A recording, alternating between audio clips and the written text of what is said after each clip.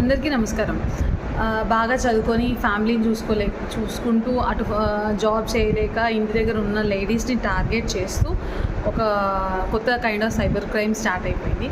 ఇది ఏంటంటే ఎడ్యుకేటెడ్ అయిన లేడీసే ఇంట్లో హౌస్ వైఫ్ హోమ్ మేకర్గా ఉంటారు కాబట్టి వాళ్ళని టార్గెట్ చేస్తూ పార్ట్ టైం జాబ్ ఇస్తాము, మీరు ఇంట్లో ఉండే జాబ్ చేసుకోవచ్చు, జస్ట్ డైలీ ఒక 2 to 3 hours వర్క్ ఉంటుంది, మీ ఎర్నింగ్ మంచిగా ఉంటుంది, దానికి పర్టికులర్ సర్టిఫికేట్స్ ఒరిజినల్ సర్టిఫికేట్స్ ఏం పెట్టాల్సిన అవసరం లేదు, మేమే ట్రైనింగ్ ఇస్తాం, మేమే జాబ్ ఇస్తామని చెప్పి ఇనిషియల్గా వాళ్ళ దగ్గర నుంచి కొంత అమౌంట్ ప్రాసెసింగ్ ఫీగా తీసుకుంటారు. తీసుకున్న తర్వాత ఆ అమౌంట్ రిటర్న్ ఇవ్వండి అని వీళ్ళు అడిగినప్పుడు లేదు మీరు ఇంకా కొంచెం పే చేస్తే ఇంకా కొంచెం అమౌంట్ వస్తుంది, ఇంకా కొంచెం అని ఇట్లా దాదాపు కొన్ని థౌజండ్స్ ఆఫ్ రూపీస్లో వాళ్ళ దగ్గర నుంచి వీళ్ళు అమౌంట్ కలెక్ట్ చేసేసుకుంటారు.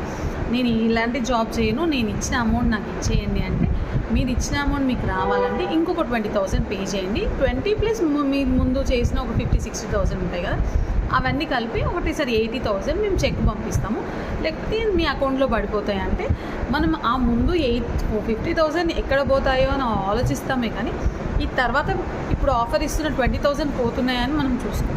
సో ఓకే అని అది కూడా వేసిన తర్వాత ఇంకా అక్కడి నుంచి కమ్యూనికేషన్ ఏమి ఉండదు. సో మనం ఏదైనా పార్ట్ టైం జాబ్ అప్లై చేస్తున్నాము అంటే అది జెన్యునా కాదా, ఫస్ట్ మన దగ్గర నుంచి ప్రాసెసింగ్ ఫీ డబ్బులు అడుగుతున్నారు అంటే అది జెన్యున్ కాదు. జాబ్ మనం చేయాలనుకుంటున్నాం కానీ మనం వాళ్ళకు అమౌంట్ ఇచ్చి వాళ్ళను బాగు చేయాలని అనుకోవట్లేదు కదా. సో ఎలాంటి ఆర్గనైజేషన్ నుంచి అయినా ప్రాసెసింగ్ ఫీ మ్యాక్స్ అంటే 500-600-1000 రూపీసే ఉంటుంది, అంతకంటే ఎక్కువ ప్రాసెసింగ్ ఫీ అడుగుతున్నారు, దాని తర్వాత ఇంత ఇన్వెస్ట్ చేయండి తర్వాత ఈ జాబ్ ఉంటుంది అని ఇట్లా కొంచెం ఫైనాన్షియల్ ట్రాన్సాక్షన్స్ ఎక్కువ జరుగుతున్నాయి అంటే మనం ఆలోచించుకోవాలి అది ఫ్రాడ్ అని.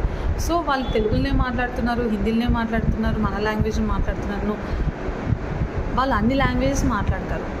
మనం అర్థం చేసుకోవాల్సింది ఏంటంటే అది మన దగ్గర కరెక్టా కాదా. సో అది దాదాపుగా 99% అట్లాంటివన్నీ ఫ్రాడే ఉంటాయి. సో మీరు ఎడ్యుకేటెడ్ అయినా మళ్ళీ ఇలాంటి వాటిలో మోసపోతే మీరు ఎవరికైనా చెప్తే మళ్ళీ ఏమైనా అనుకుంటారేమో అని కూడా రిపోర్ట్ చేయకుండా చాలామంది హోమ్ మేకర్స్ ఇంట్లోనే ఉండిపోయి ఈ ఫైనాన్షియల్ ట్రాన్సాక్షన్స్ మేనేజ్ చేయలేక కష్టపడుతున్నారు. సో మీకు అట్లా ఎప్పుడైనా ఆన్లైన్ ఫ్రాడ్ జరిగితే ఇమీడియట్గా ఇంటి దగ్గర నుంచి 1930కు కాల్ చేయండి, లేకపోతే cybercrime.gov.in అని వెబ్సైట్ ఉంటుంది, ఆ వెబ్సైట్లోనే రిజిస్టర్ చేయండి.